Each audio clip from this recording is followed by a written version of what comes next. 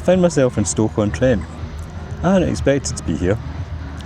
The management was coming down to see a show, and she was planning to get the train, but she decided she didn't really feel like getting the train, so about 4 o'clock this morning we decided that we would drive from here down to Stoke-on-Trent. So that's why I'm in Stoke-on-Trent.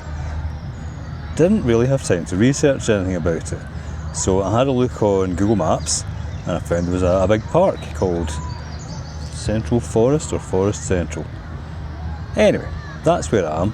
Unfortunately, there's some shows over there. There's a reasonably nice loch. We're in England. Lake. There's lots of people with fishing tents around it, but there was a sign that said you're not allowed to take the fish away.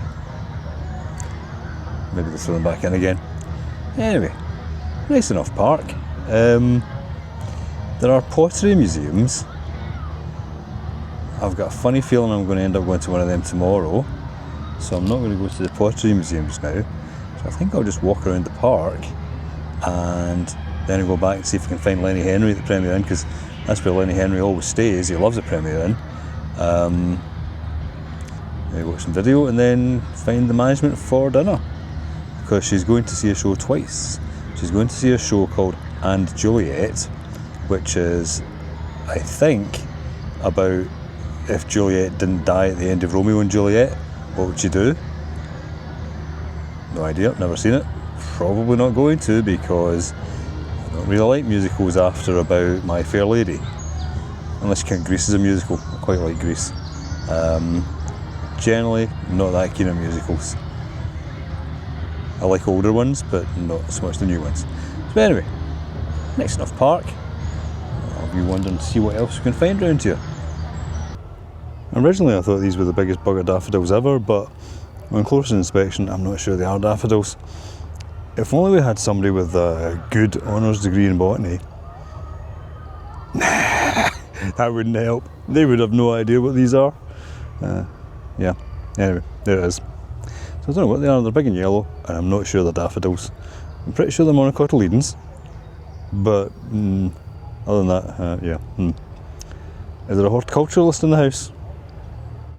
Well, that's a new thing. I've never seen a duck feeder before. I'm going to do the Mary Poppins joke. If you feed ducks, what do you get? Nah, I'm not doing the Mary Poppins joke. That's not a nice joke. Anyway, it's about pigeons.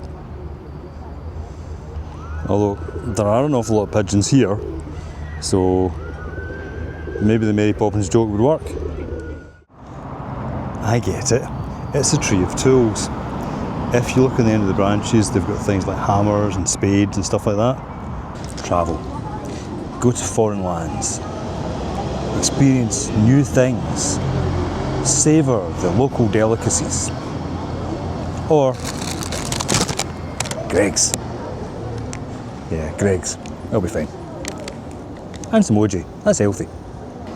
I was wondering why there were Spitfires all over Stoke-on-Trent. I mean, not real ones, but pictures of them. And it turned out that Mitchell, who designed it, was born nearby. He was also played by Leslie Mitchell in a film called The First of the Few, sometimes called Spitfire.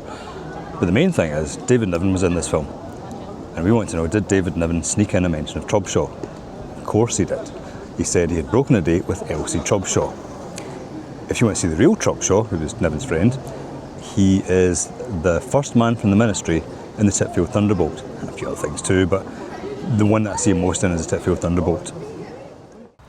Hey, I was just going back to hang out with Lenny Henry for a wee while, and I went past this. It's called St Mark's. A rat just ran across there. And I thought it was being knocked down, but actually no, they're fixing it. And the clocks even get the right time, which is unusual.